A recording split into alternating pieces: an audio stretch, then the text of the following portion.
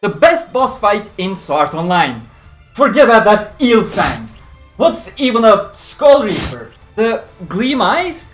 He's cool and all, but he went down in a single hit. I'm exaggerating, of course, you know who you are who'll take that literally. Fuscus the Vacant Colossus, however, and its much scarier movie counterpart, stands on top of the peak of a mountain, while the others cannot even climb to the base of it in comparison. There are two main reasons for it, and of course, the beautifully animated taking advantage of the beautiful boss fight with a beautiful choreography. Scherzo of Deep Night movie truly took that boss fight to a whole nother level. So, welcome SAO survivors, and today we're gonna talk about the best boss fight ever in the Sword Online series. Fuscus the Vacant Colossus is the best boss fight in the entire series, and no other boss fight will likely surpass it. But what is so special about Fuscus, you may ask? After all, we have tons of boss battles in the entire series. Progressive has so far covered up until the end of floor 7, so that's almost 20 boss battles, including field and labyrinth bosses as well. We fought a mad Rubik's Cube, a water horsey, an actual ancient dragon in there so far. Stories like Hopeful Chant and Progressors feature more mid-bosses. Main series continues with the iconic Gleam Eyes and the Skull Reaper. Plenty more in ALO before Ornel Scale gave us even more Aincrad bosses up and including floor 100s and Incarnation of the Radius. But none of them even come close to Fuscus the Vacant Colossus in Progressive Scherzo of Deep Night. And speaking of Scherzo, I'll just put the link for the Blu-ray release. Wait, what? How is that exclusive to the Crunchyroll store in the US? Do they even have a normal version? They literally only have the limited edition. God, the US distribution is just so weird. Either way, I'll put the link for that as well as the SAO Progressive Volume 4 Scherzo of Deep Night, the actual canon light novel, in the description if you're interested. Do check it out when you scroll down to smash that like button. But back to Fuscus. I said there are two main reasons, and then I'll talk about why the anime version made it all the more brilliant. First, and honestly most importantly, Fuscus the Vacant Colossus is the first and so far the only boss battle that has actual elaborate mechanics that you would expect from a raid boss. So much so that it would not at all come as a surprise if Reki actually sat down together with Yosuke Futami or someone else from Bandai Namco when coming up with the mechanics of this fight, because generally he does not go quite elaborate with bosses. But the reality is, regardless of the genre of the game, gameplay and design are important, whether it's a game that just trapped 10,000 people inside a flying castle, or a galactic fantasy RPG taking you to different places on board a space train. Was that awfully specific? You bet it is, because Honkai Star Rail is the sponsor of this video with its version 2.1 update featuring the first anniversary celebrations. Start your journey now with over 30 charming and unique characters by hopping aboard the space train on PC, PS5 or mobile devices as you see fit, and play with your friends wherever via cross-platform gameplay, or return for the anniversary celebrations with two new characters, Acheron and Aventurine. Acheron arrives as a lightning-type Nihility character. She may be shrouded in mystery, but her huge burst damage potential is not.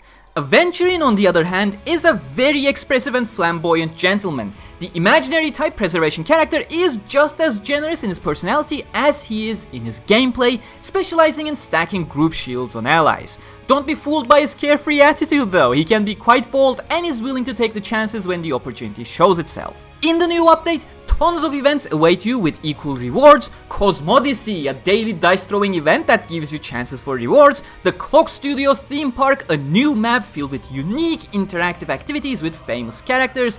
Vignettes in a cup, embrace your inner drink connoisseur. Mixed drinks for monsters and enter their inner worlds. And the shrinking gameplay expansion where you can now equip a missile launcher while playing as the shrunken Hanu. I mean, firing rockets everywhere, what else can you want? Use my code in the description or simply just scan the QR code to download Honkai Star Rail to join the festivities, and use these codes for 50 Stellar Jade each to help you on your space epic. A 7-day login bonus granting you 20 free pulls will further boost you, among other things like free 1600 Stellar Jades, returning fan favorite characters Luocha and Jingliu, and new maps, new gameplay experiences, and a lot more. Use my code now to hop aboard the space train. But every journey, whether it's in space or not, needs exciting and engaging bosses, And Sword Art Online sadly often does not focus on that all that much throughout the series. The novels are better than the anime in covering the details, of course, but even there it is clear Reki cares a lot more about the emotions of everything rather than creating an elaborate MMO boss raid experience. It's not a bad thing per se, but when you evolve your writing over time and reach a high point that is Fuscus the Vacant Colossus, the rest kinda starts sticking out like a sore thumb. The first bosses we actually encounter in the series are really nothing special, and Reki barely goes into the battle specifics as well. In Volume 1, the Gleam Eyes is your typical Balrog type monster with a sword and breath attacks, literally no mechanics or anything that stands out at all, and the Skull Reaper that comes right after, well, a neat idea, is a completely skipped fight, so all we know is that it is a centipede type monster that runs around the field. After this initial duo, Reki's go-to quote-unquote mechanic has simply become a weak spot, which admittedly is as basic as it gets. Two-headed chain guy in Halo hit the diamond in the chest for big DPS. Asterios, the Taurus King, just dink its crown to stagger it before he uses the paralysis breath. Similarly, some bosses feature defensive countermeasure attacks, such as Illfang using Tsumuji Guruma, the AoE paralysis attack if multiple people surrounded, or Kagachi the Samurai Lord having that long-range snake attack to prevent people from relaxing and healing by retreating to the back of the room, I guess, in the context of SAO at least. That's what I imagine it is, considering there were no guns in SAO unlike Ordinal Scale. But most bosses generally fall into the first category of just dodge its attacks and hit it till it dies. So much so that the field bosses like the Magnatherium or the Bulbous Bow that require you to make it dash into objects for a little stagger, they sound more complex than some of the floor bosses in comparison. The first time we had a serious boss mechanic was in Barcarollo of Froth, Whiteedge the Hippocampus, the floor 4 boss, which was covered as the opening scene of the Scherzo movie. However, while it did have a mechanic, I call this category the FU tier mechanics.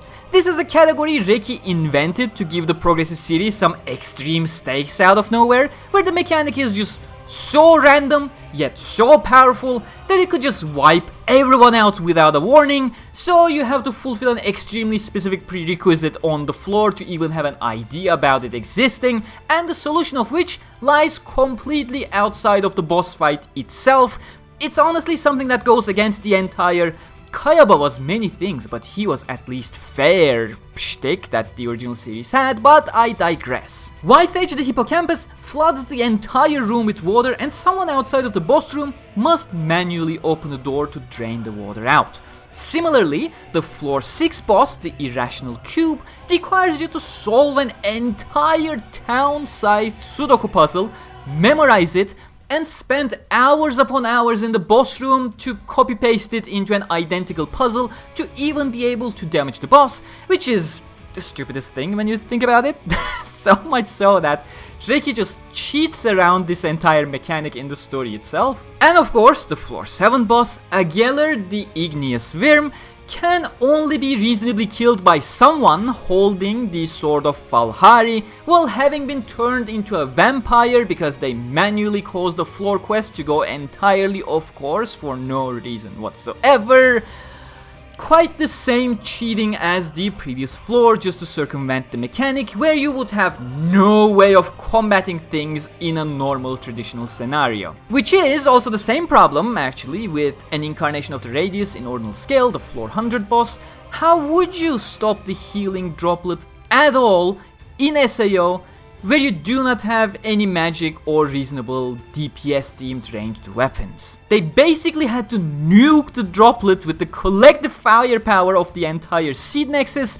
I doubt Neza and his soul chakram would cut it there, let alone all the other shenanigans.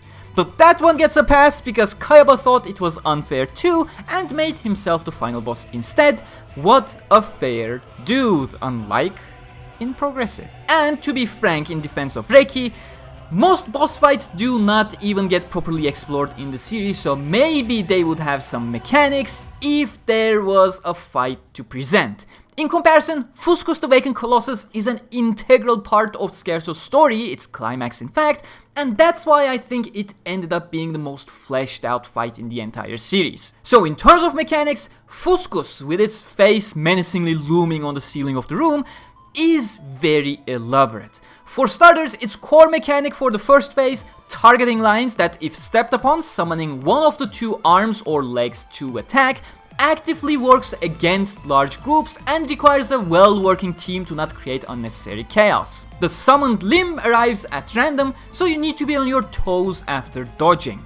The arm coming from below will catch a player and continuously damage him or her, as well as their armor durability, potentially breaking it. You can see the effects in the movie as well, as long as they are left in stasis in the palm. It requires a simple damage check with a powerful sword skill to be staggered and it will retreat, while the stomp descending from above causes a shockwave that staggers you quite hard if not dodged. One heads up for these attacks is that a target circle either appears on the ground or on the ceiling, depending on which limb is gonna come out, so you can still react to it pretty reliably. This is also your main DPS for the first phase of the fight. You lure out the individual limbs, dodge their attacks, which in turn gives you a handful of seconds to dish out some quick, powerful sword skills. Fuscus also has a shouting action from time to time, which causes an unavoidable defense debuff and potentially other status ailments like balance down or visual impairment that can become quite a nuisance in not stepping onto the targeting lines. While the shout itself is unavoidable,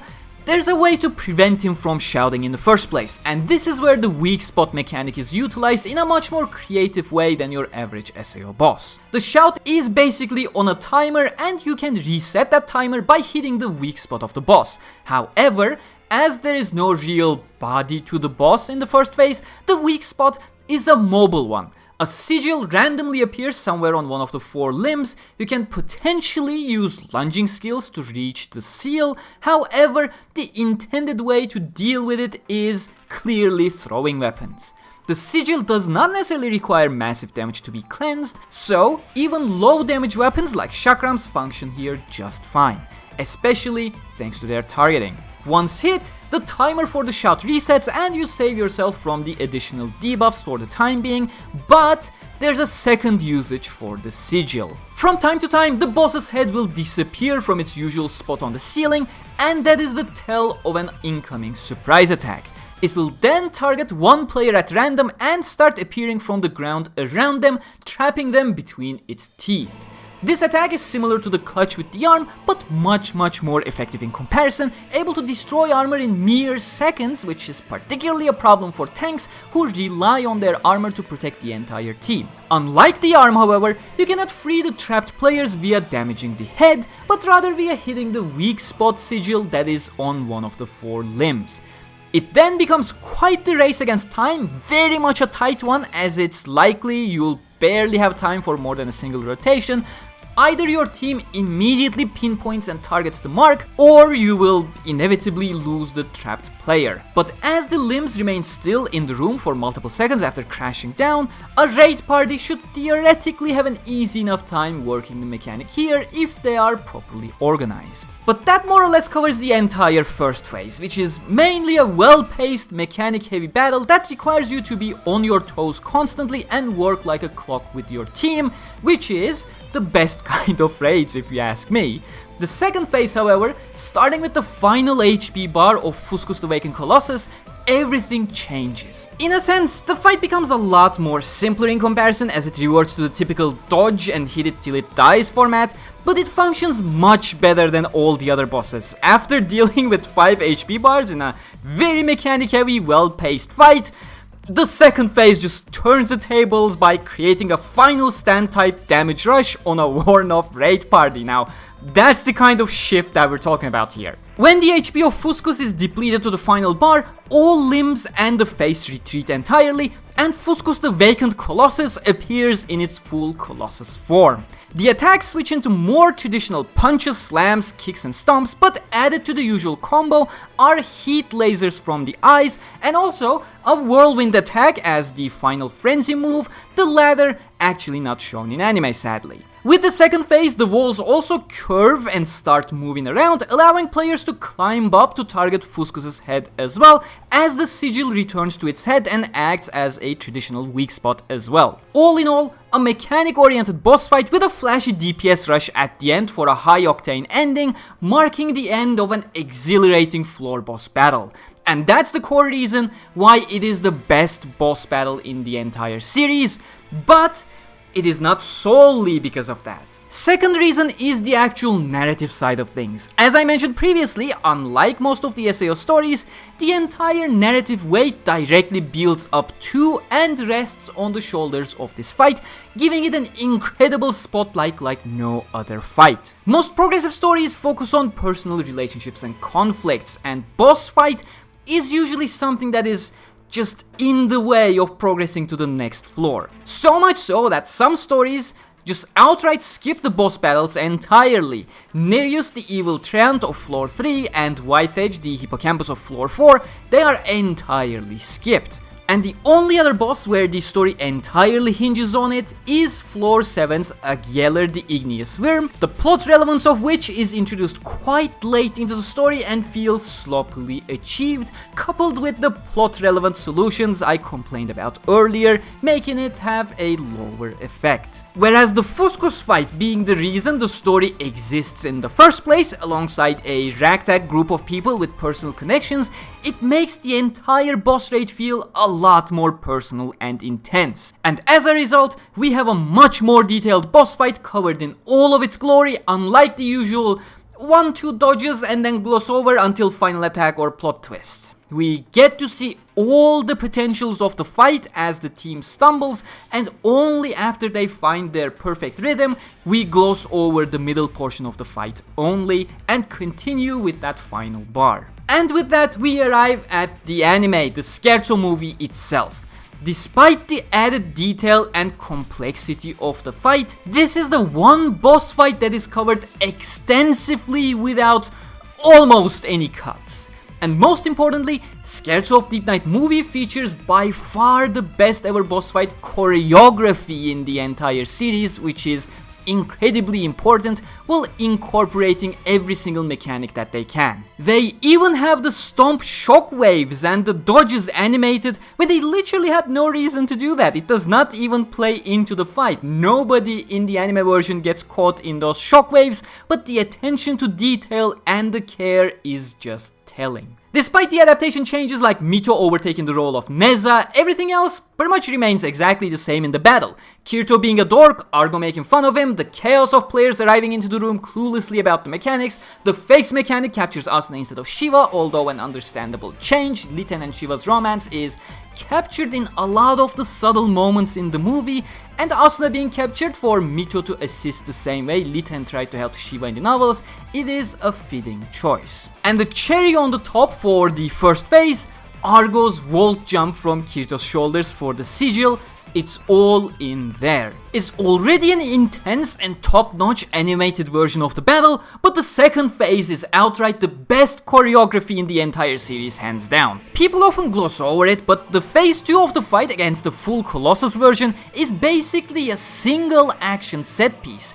It is not all that uncommon in anime, of course, however, what makes it really phenomenal is the flow of the set piece itself. You know how in many cases there's just flashy animation happening on screen just because it can, just to be impressive, not much rhyme or reason, just looking cool and exciting. None of that here. Every single action flows into the next with perfect accuracy. Every single cue you are provided are there not to be flashy, but are there with intent. The fight begins with Kirito and Asuna spearheading the final push, while you can see in the background that Argo starts climbing on the walls. As the main attacking duo, Fuscus focuses on Kirito and Asuna, who are standing together, so regardless of which one of the two is targeted by Fuscus, they do not need to particularly pay attention or figure out. They just need to spread apart for the incoming punch. That is important. That just shows how the two can make decisions without even talking to each other by understanding the mechanics themselves. Litten and Shibata waiting right behind to parry the punch together, causing a good DPS opportunity by staggering Fuscus. Egil's bro squad rush from behind Lit and Shiva and aim for the left foot of Fuscus that was planted way ahead as an anchor for the punch, while Kirito and Asuna, who were much further ahead due to their push, aim for the right foot instead that is further back. After 1-2 sword skill swings, the DPS retreats as Fuscus immediately recovers from the stagger, at which point Argo jumps towards it from the walls, aiming for the sigil on the forehead. As it's a weak point attack though, Fuscus aims to defend itself with its aggro, switching to Argo. Luckily, Mito, as a beta tester who is very perceptive, slams Fuscus in the side of the head, throwing it off trajectory while Argo comes tumbling down. In the next shot, it may look like Fuscus is using a stomp attack, but it is actually not. It is merely staggered by the impact on the head. You can see that the impact of the foot only brings up the regular dust in the room and no actual shockwave, which is part of its stomp attack. Again, incredible attention to detail and care for the actual mechanics despite technically not factoring into anything. But these are the things, these are the signs that show you, the viewer, that every nook and cranny are properly covered by the staff, which is exactly how they are able to come up with the best fight in the entire series here. They just have an incredible understanding of everything that's happening in this fight. However, after that, Fuscus was not the only one who was in a fumbled state. Argo, who was thrown off her trajectory by grazing laser attack, lands successfully, but is suffering from a stagger effect, thus is unable to move immediately. It's a short delay effect you receive in SAO after fumbling your attacks. However, the dink on the side of the head is a relatively useless one and does not change Fuscus' Argo away from Argo to Mito. Thus, Fuscus goes for another attack towards the staggered Argo on the ground, this time with a punch. Egil, however, comes in from the right side of the frame to completely deflect the arm. The viewer is usually oblivious to such things, whether in anime or in live action, but switching perspective without disorienting the viewer is a true art form on its own, one that requires a lot of insight in order to allow the viewer to seamlessly follow the action on the screen. A double impact, or whatever the official term is used here, where we see Egil's deflection once from Argo's side, coming from right to left, then a close-up of Egil during the deflection, and then the same impact from Fuscus' perspective, shifting it from left to right. And that is very intentional, as Asuna and Kirito were now running towards the group and the scene flows infinitely better from their perspective to give you a wide perspective of the entire room, the arm that was deflected coming from left to right in that shifted perspective from before for the flow. Only after seeing that wide perspective and taking it all in, mapping the overall action in our mind, do we see them evade the deflected arm. The small 2 added cuts here with that reverse perspective is vital in allowing you to orient yourself around the boss room and the overall fight, and you can also see the hand getting caved into the ground, which is relevant for like 5 seconds later into the fight. The duo quickly share a glance and understand each other without sharing a word and go the opposite ways, which is just perfect progressive material right there. As they do, remember, Fuscus' right arm is deflected and it is off balance in terms of its body posture, so it immediately aims with the laser attack this time around because its body cannot move reliably. This is blocked by Shiva and Litten, and while Asuna cannot glance in that direction to realize herself, Shiva and Litten inform her that the sigil is still on the forehead, although, to be frank, if I had to nitpick about anything at all, Argo could have called it on the cut she reached the ground, she just mentions it no longer moving, but again, that's just a nitpick. With that information, both Asuna and Kirito rush for the walls, and hearing Shibata, Mito also joins in on the attack using the deflected right arm as a climb, which was stuck on the ground at that moment. But literally being on Fuscus makes her the priority target, and Fuscus tries to crush her using its free left hand. And this instance is in fact both a callback to Ari of a Starless Night movie, as well as a learning moment for Mito from what previously happened to Argo. Back in Aria, she falls down from the cliff and lets Asuna down, thinking she has caused her death. Variable Scythe, her weapon being used as a grapple hook, is a direct consequence of that trauma. She specifically has it so that she never again fails and lets someone she cares about down. It allows her to climb back up with ease and do what she initially aimed to do, which is to protect Asuna. And that also ties into the second aspect. Remember, Mito was the one who realized Fuscus focused on Argo the moment she jumped off the walls aiming for the head. Well, a two-pronged attack with Kirito and Asuna would ensure one of them would get unscathed. That still means one would be risking their life. Mito's plan with the rush was never to take down Fuscus, but rather become the priority target as a distraction in order to keep Kirito and Asuna away from being targeted. Her using the grappling hook was not an impromptu idea here, but rather a proper plan she had to maintain Fuscus's Argo on herself no matter what happened, to get attacked as a distraction, and to remain unscathed as she did so. Lucky for her though, her plan worked smooth enough for her to go as far as staggering Fuscus with a smack in the head, giving Kirito and Asuna a lengthy DPS opportunity in front of the weak point to finish the fight with style. And all of that combined makes Fuscus the Vacant Colossus the best boss fight in the entire series, and no other boss fight will likely ever dethrone it. Thank you for coming to my TED Talk, and stay cool.